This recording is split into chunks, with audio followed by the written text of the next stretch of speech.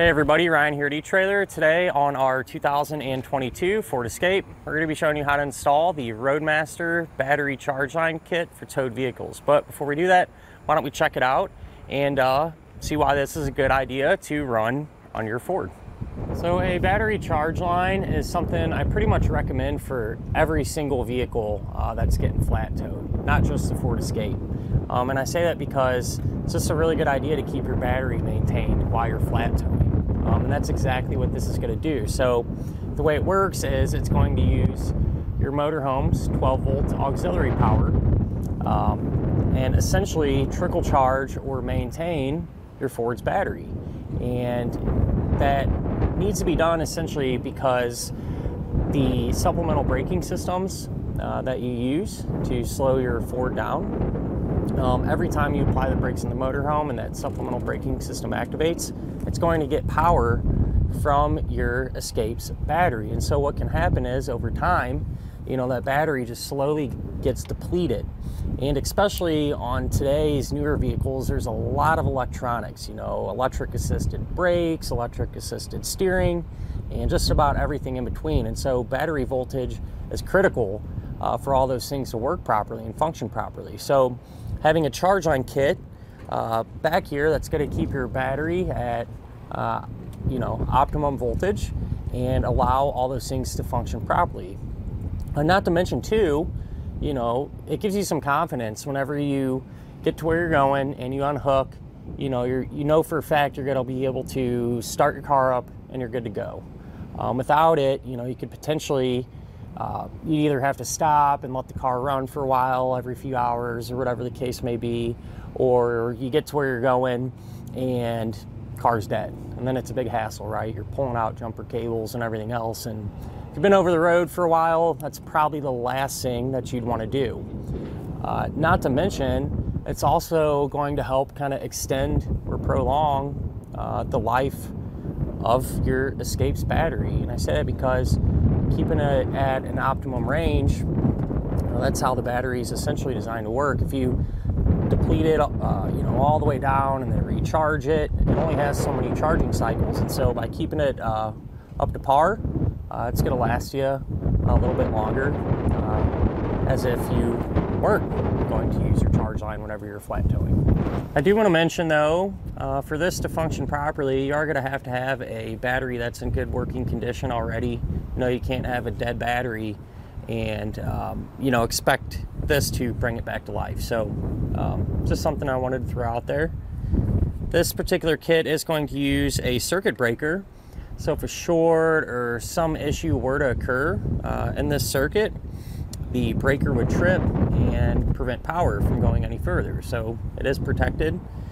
There are a couple other kits available. I've used just about all of them.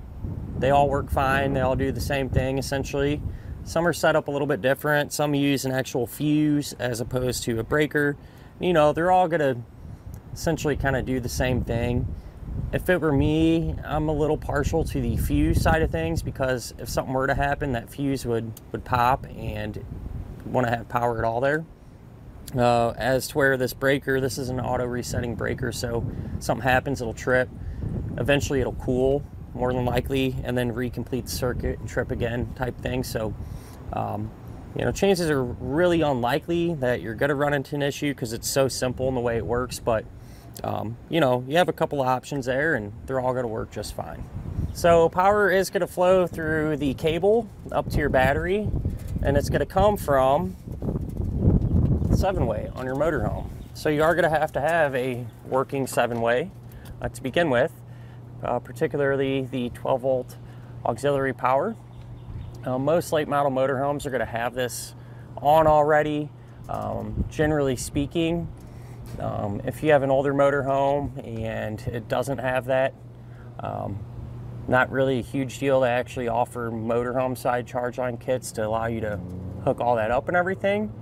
But I want to mention as well, this charge line isn't going to affect your motorhome's batteries or anything like that. So your motorhome has its own charging system, so when you're running, it's generating that amperage from your alternator, and it's going to keep those batteries charged.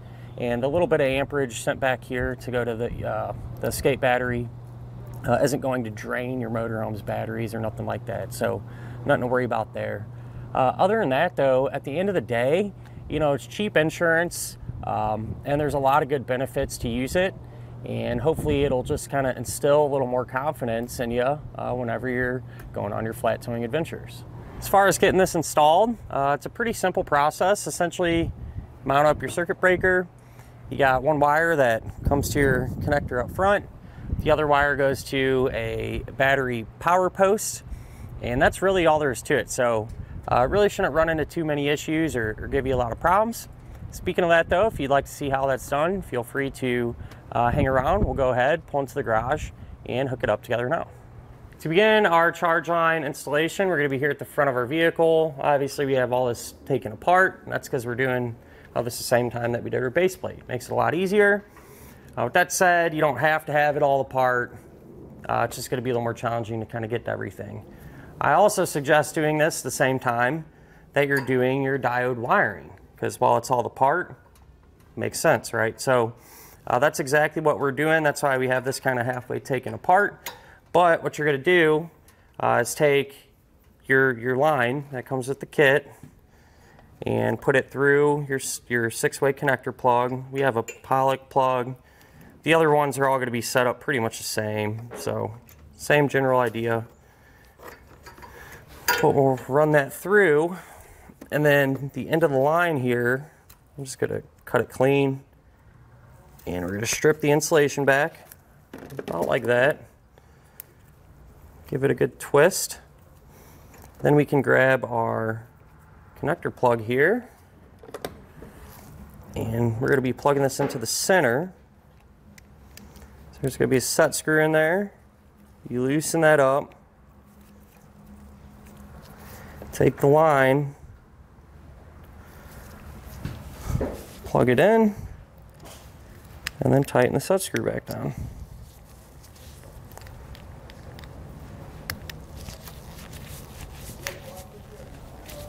So with everything hooked up, now we can take this, put it back in place. At the very end, once I have everything done, I know it's working, I'll come back and put some grease and sealer on the terminals there.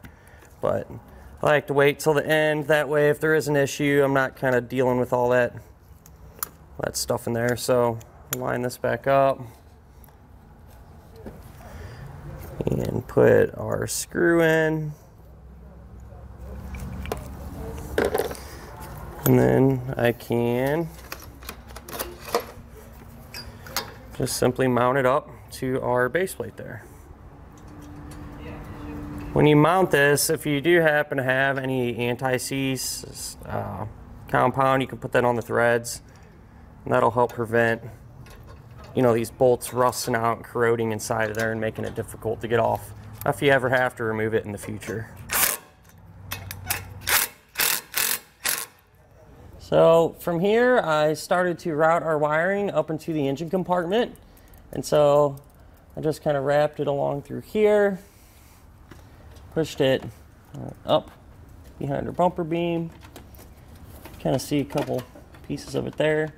Run it up, and it's going to come out essentially right next to our headlight. So with it in the engine compartment now, we can figure out what we're going to do next.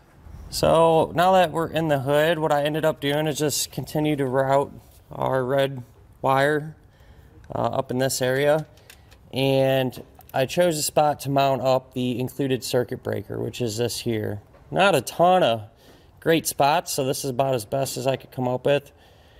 Really straightforward. Kit comes with a couple self-tapping screws to secure it. I will say, before, wherever you decide to mount it, just make sure there's nothing of importance behind where you're going to be drilling. Obviously, you don't want to drill into wires or lines or anything along those lines. But with that said, what you want to do is remove the nuts off of the breaker, and be careful doing this because they're easy to drop, and usually when you do drop them, they fall down into no man's land there. So be conscious of that. And we're going to take our wire and kind of judge the length of it here. So this one's going to have to go to the brass colored post. The brass one's labeled battery, so you might be tempted to run, you know, this wire to the actual car battery, but that's not how it goes, because we're using the motorhome essentially as our battery. So I'll mark this. I'm going to cut it to length there. Then we can strip back the insulation. Then you're going to grab one of the smaller ring terminals in the kit. Slide that over. I'll crimp that down. Slide that right over the post. And we can reinstall the nut. And we'll come back with a 3/8 and snug it down. So with the remaining portion of our wire, I don't know, it's maybe like 1.5 feet or so, I crimped on a large ring terminal and then a small ring terminal. Small one you're going to put on the silver post, and then obviously get our nut installed. I'll get that tight. And then this end, since our battery is actually in the back, we're not going to route a wire all the way to the back. There's actually, right down in this area, there's a post or a stud that is used for a jump, to jump start your vehicle. And it's threaded, and that's perfectly acceptable to use because it does run right back to the battery. So it's going to be the same difference. You're going to have to kind of bear with us here. It is going to be tricky to see, but it's right here in this area, and a red cap like this will be covering it. If you reach down, you can grab that cap, pull up, and remove it. So there's the post, and there is a piece of plastic that runs across. You can either bend your terminal 90 degrees to get it on there, or what I did was just kind of cut that plastic out so it'll lay flat. We'll slide that over it, and then you are going to need a nut. This is one I had laying around. I did measure the threads on this, so it looks like it's an M8 by 1.5. So you can grab a nut from the hardware store if you got one laying around the house or shop, whatever. And I'm going to get this started by hand and then come back and snug it down. Once you got that all tight though, you can put your red cap back on, and that's really all there is to it. And that'll finish up our look at and our installation of the Roadmaster battery charge line kit for towed vehicles on our 2022 Ford Escape.